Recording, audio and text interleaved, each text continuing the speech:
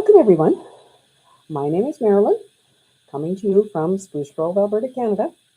I'm an independent Stampin' Up demonstrator who loves to share card making and tips and tricks with all of you. And I'm so happy you're here with me tonight. I see that Betty in Calgary has just about got all her snow gone. We here in Spruce Grove, there's been a lot of melting happening here too, and we're loving it. The only thing we don't like is all the ice on the sidewalks and everything. So wherever you are, if you're having that kind of weather or if you're having worse, just please be safe. Don't fall. We don't want anybody to get hurt by any means. Hello, Kathleen, Betty, good to see all of you. Please hop on. Let us know where you're watching from, what you've been creating. Hello, Pam, and just share and chat with each other in the comments. That's what we love to see, is our community growing. So please subscribe if you haven't already, and please invite your friends to come, and we'll just keep doing things we love, right? So hello, Gail. I'm going to switch my camera to the other camera and read your comments for a minute, in case there's anything that beautiful where I am. That's Pam in Nova Scotia. Perfect day. Looks like I should be up skiing in the mountains. Yes. Skiing here would be a little bit wet. I know they've closed some of the outdoor rinks, and also there was an ice sculpture wall climbing thing that was in Edmonton, and they shut that down a while ago because of the weather being so warm. So a couple reminders. I got a couple new things to show from the new online exclusives and the join offer. So let's get started. So bonus days, you earned your $6 for every 60 you spent from January 6th to February 2nd. And now you have until February 28th to redeem them. So don't lose those emails, and make sure you do get your money's worth. Again, a product of the month for February is Painted Illusions designer paper. Looks gorgeous. I haven't ordered mine yet, so I can't show you that. But if you're on the website, here's the number, 167977. And if you place an order of $100 or more, you can buy this for only $5. I understand from what I've read recently that the stamp set from January and the paper from December are both still available as well. However, you would have to enter three $100 orders separately to get each one of those. You can't order them all on the same one. Hello, Sharon. See you there. Okay, and the join offer. If you were a demonstrator, you could have purchased this in February, which most of us did. Well, not most. A lot of us did. And if not, if you want to join my team, I'd love to have you, and you will get it free, like Pam did. Thank you, Pam, for joining me. So I want to show you that, first of all. I'm not going to do a lot with it, but to give you an idea of what you get an instruction folder with information. You get one big plate, and just while I've got it on here, just a sec, I'm going to tell you that it is 10 by 8 is the overall size of it. You get a smaller plate, and I want to show you what I did here, just because I thought this was a real neat technique. You can purchase the grid paper separately. So if you are adding it, if you're joining my team and getting it free, you might want to buy the grid paper. The grid paper has metric on the other side and imperial on this side. It comes with magnets, and something that I learned recently, be careful if you have it, because the back is also magnetic. And if you lay them down, they might stick there and you don't know where they went. So I've watched a number of videos, which I'm sure some of you have as well. And it's just a great tool. So basically, to use it, you would take your stamp, which I just happen to have one on a block here because I'm going to use it later. I'll show you what. All you do with it, lay it on your paper where you want it, Make sure the Stampin' Up! Is looking at you. Put your plate down, press it down, and it will pick up that stamp. And then you can ink it and stamp, and you'll know right where it's going. Okay? That's just a short version. Like I say, there's lots of them. Hello, Maggie. So that's the big plate. What I saw today, and what I've got here, is a different technique, which I thought was really kind of neat. If you have, and it was shown in a video by Jill Lancet from Australia, if you have a die that does not have a stamp. So in this particular set, we have a die for this, but we also have a die here with detail in it. And what she did was she cut out what I'm going to call fun foam with her die. And then she had paper on the back of it, and she put temporary adhesive on it, stuck it on her plate, and used it as a stamp. Well, I didn't quite do that. I don't know where my fun foam is. I'm sure I had some when the kids were smaller. So what I did was I took some of our foam adhesive sheets. I thought, okay, that's foam. And I just used this piece because I didn't want to cut up my big piece because that's all I had left. And I created the same thing. You can see the detail on it. And actually, I'll just turn that over and show you. I'm going to stamp with it. I like to put my paper right up against these small pegs that hold the grid paper, so that I don't have to worry about this lining up there and here. I know if it's up there tight, it works. Put that on. And this smaller plate comes with your positioner as well. And once you have this, you can ink it up. These little tabs go up here, and you can stamp with that. So it's a way of stamping with your dies. I just thought it was a really neat technique that she showed. So there's lots more things you can do with this positioner, and I'm not going to use it tonight for what I'm doing, but I just want to show you those couple things. And as always, if you don't have a demonstrator and you would like to join my team, please let me know, and I will certainly share the link with you, and you're always welcome. The other thing I want to show is this set is from the new online exclusives. And, oh, Betty was just going to mention Jill's video. Yes, it was quite interesting, I thought. I agree. Inez's question, can you get more than one product of the month if you have two $100 orders in the month? No, you can only get one of that month's. So you couldn't get two of the paper for February. You couldn't get two of the stamp sets because it's tied to your account number when you buy it. So this set is Delicate Wishes. So there's stamps here, and then there are dies. So that's another one that I am working on some samples for a card swap with that set, and I'll have those to show you before too long, but I'm not quite done yet. So just a couple things that are coming. So tonight I'm going to use, don't know, what is it, Pam? I don't know if I've seen a video with that set you're looking at right now. I didn't find a lot of them. There's a few more of them coming, and I will do one eventually. But Nature Symphony is the set I'm going to work with. And what I've done with it is exactly what Stampin' Up! Shared earlier, is create two cards at once, like this.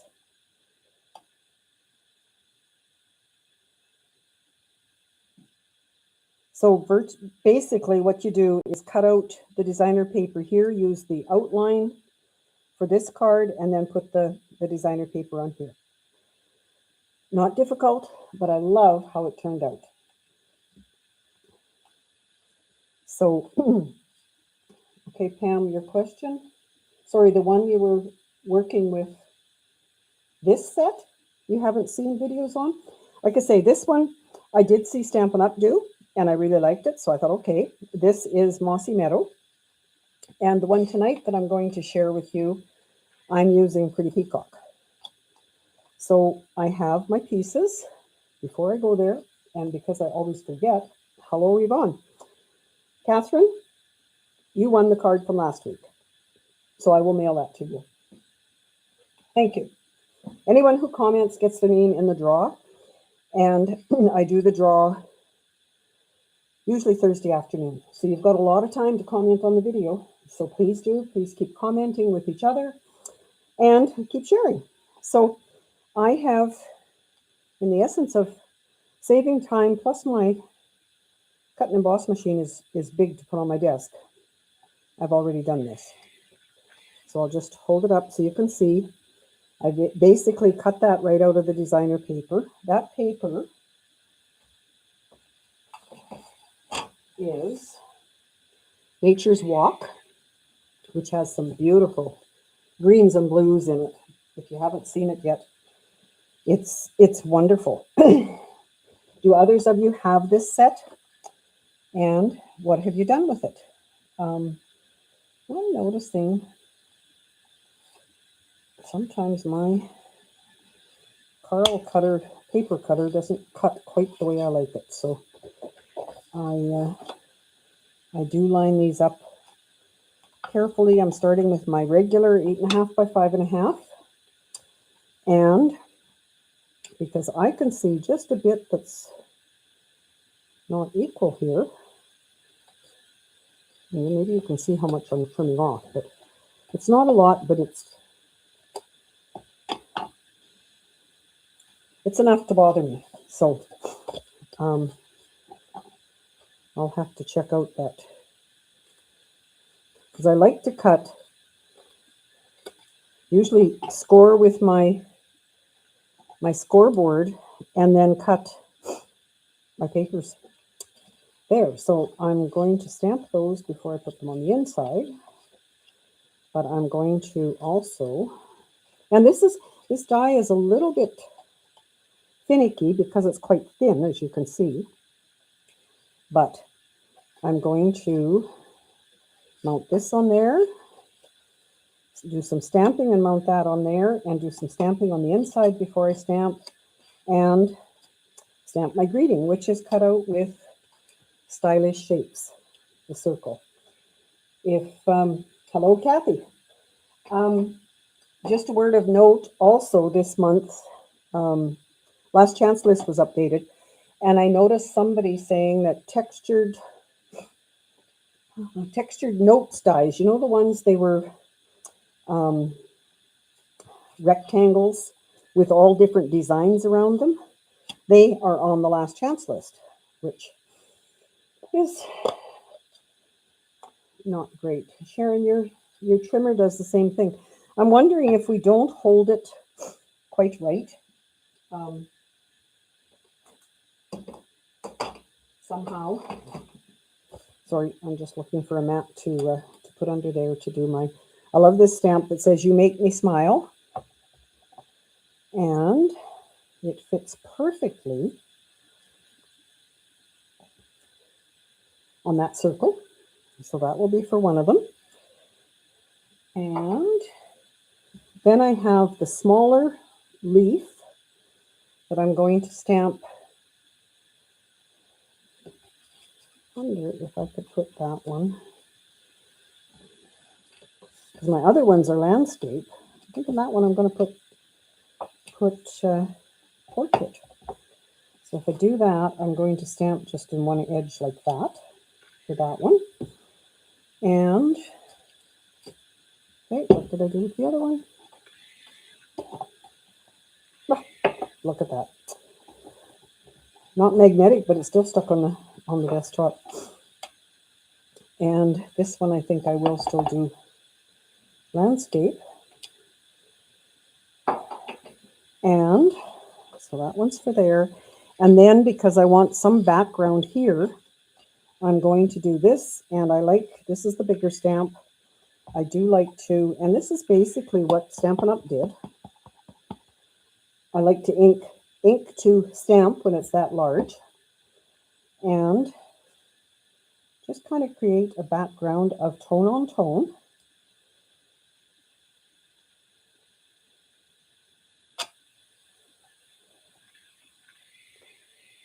And then this goes on, however, just so you can see that peeking out. But to do that, obviously, because it is so fine, I need to be kind of careful with how I put the glue on. So keep chatting with each other.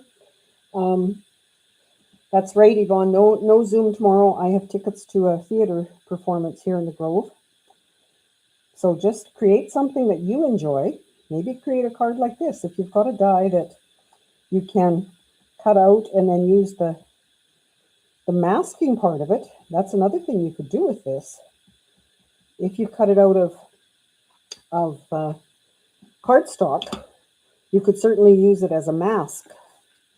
Like put your color in behind here. It would look gorgeous. So there's my glue on there. And I'm just going to place it. I'm not worried too much about where, but it is flat. I'm not using dimensionals. Surely I can, Yvonne, surely I can find something in my craft room to do. Yes, I'm hoping you can. It's not often that our tickets for the theater here are on a weekday like that. Most of them are evenings, but Teachers Convention is happening here. I guess today and tomorrow would be. So the theater is in the high school here in Spruce Grove. So that's why my friend that comes with me, she said, "Are you sure our tickets are that day? Because that's a school day."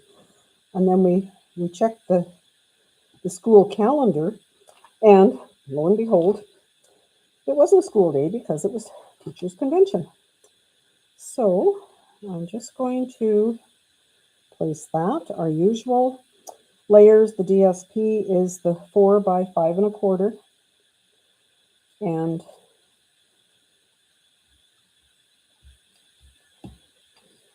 I've got a few embellishments here that I want to use, but I think it just really gives a neat dimension to the card to have the cutout like that with the cardstock showing through. Imagine if it was white. What type of music? You know what, Yvonne? I'm not sure what type of music it is. It's a guy with a guitar. I do know that from the picture. We get a brochure in September, and my girlfriend and I go through the brochure and pick out what we think we'd like to see, buy the tickets, and then that's what we do. So sometimes her husband decides he'll come with us. We did the George Canyon special before Christmas, and he came to that one with us, but sometimes he doesn't want to, and we enjoy the live theater the plays that the Horizon Players put on. So we do have some tickets for those as well. So there will be my 2 cards. I will finish them, but I'm going to close the ink before I get my fingers in them. Betty has to make Valentine cards tomorrow. I've got mine ready for mail, which I'm really tickled about. So a little bit early for me, but I do like to surprise the grandkids with those. So do lots of you, how many of you do send out Valentine's cards? And if so, do you deliver them like to family as they come to visit, or do you mail them? I'm not sure if I'll see those grandkids before Valentine's Day, and I know that they've always liked getting something in the mail, as we call it, happy mail. So I will get those in the mail before too long, because who knows with our Canada Post, right, as to when it will get there. I do have, Betty has mailed a couple to Victoria. Good, yes. I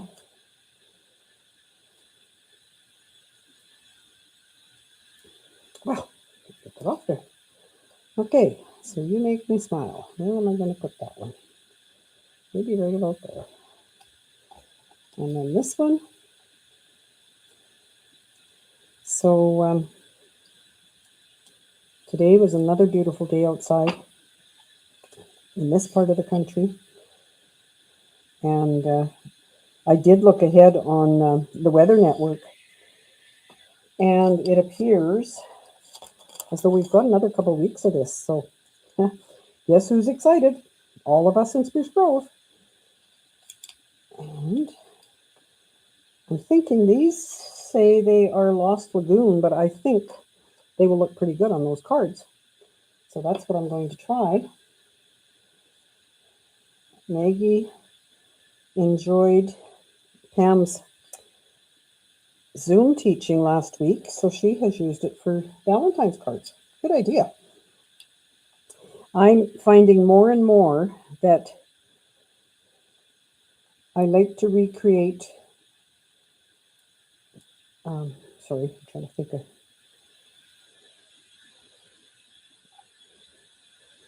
something without using the same paper and design as other people, like just using my own different papers.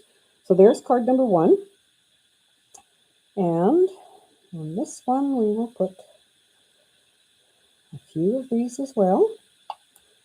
And I haven't gone through, have any of you gone through your list? I know a number of you are demonstrators as well, to see what might be on the last chance list that you already have or what you might need to get yet.